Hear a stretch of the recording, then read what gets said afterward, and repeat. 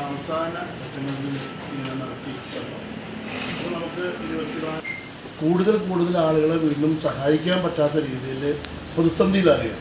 അപ്പോൾ അങ്ങനെ പ്രതിസന്ധിയിലാകാനുള്ള ഏക കാരണം എന്ന് പറയുന്നത് നമ്മൾ നമ്മുടെ ആവശ്യത്തിന് സമീപിച്ച് പണം മേടിച്ച് ആ പണം ലോൺ എടുത്ത ആളുകൾ തിരിച്ചടയ്ക്കാത്തതുകൊണ്ടാണ്.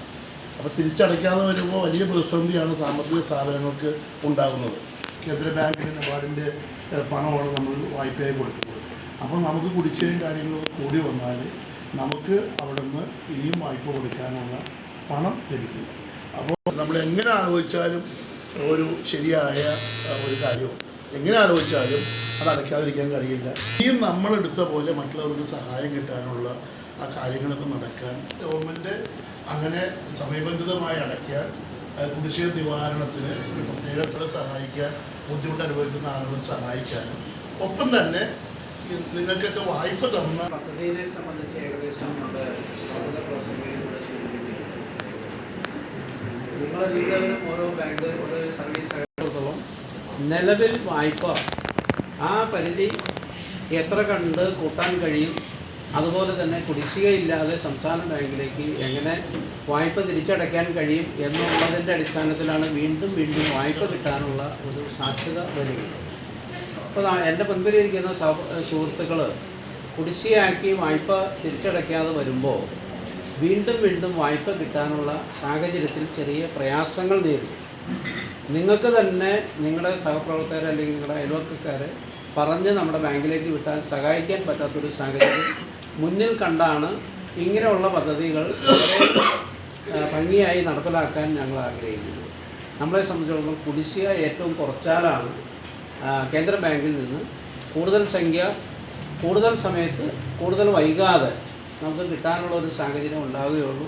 അപ്പോൾ അതിന് ഗവൺമെൻറ് പ്രഖ്യാപിച്ച സംസ്ഥാന ബാങ്കിൻ്റെ പ്രവർത്തനങ്ങളിൽ സാമ്പത്തികമായി തിരിച്ചടവിലൊരു വളരെയധികം സ്ലോ വന്നു. ആ സമയത്താണ് നമ്മുടെ ബഹുമാനനായ പ്രതിപക്ഷ നേതാവ് ബാങ്കിൻ്റെ പ്രസിഡൻറ്റിനെയും ബോർഡിനെയും വിളിച്ച് നമ്മൾക്ക് ഡോക്യുമെൻ്റ് വെച്ച് ഉള്ള ലോണുകളെല്ലാം മാറ്റി നിങ്ങൾ JLG ലോൺ സ്ത്രീകളുടെ ഉന്നമനത്തിന് വേണ്ടി പ്രത്യേകമായിട്ട് ലോൺ അറേഞ്ച് ചെയ്യണമെന്നുള്ളൊരിത് പറഞ്ഞു.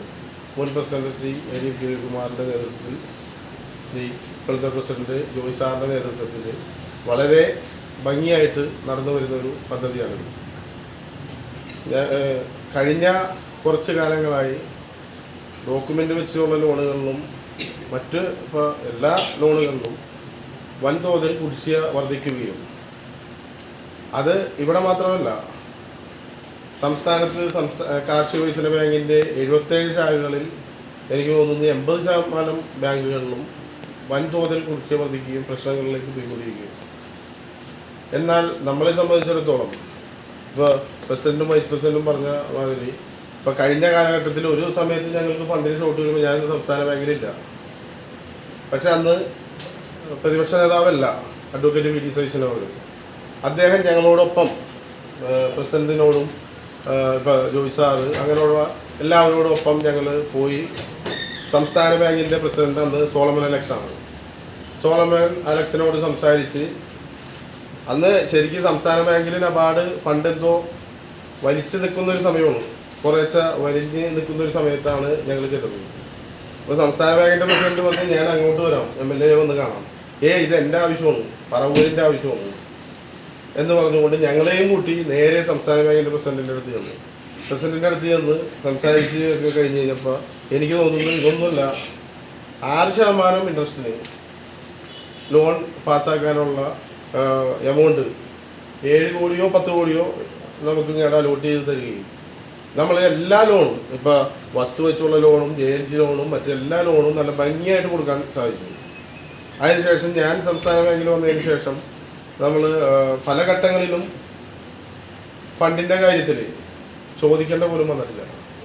ഇപ്പം കഴിഞ്ഞ എനിക്ക് തോന്നുന്നത് ഇത്തവണ നബാർഡ് ഫണ്ട് തന്നപ്പോൾ ഞങ്ങൾ അവിടെ നിന്ന് ആവശ്യപ്പെട്ടതനുസരിച്ച് 8% ഇൻട്രസ്റ്റിന് ഫണ്ട് തന്നപ്പോൾ സാധാരണ എല്ലാ ബാങ്കുകളിലേക്കും 1 കോടി രൂപ വെച്ച് അലോട്ട് ചെയ്യാൻ തീരുമാനിച്ചിരുന്നു.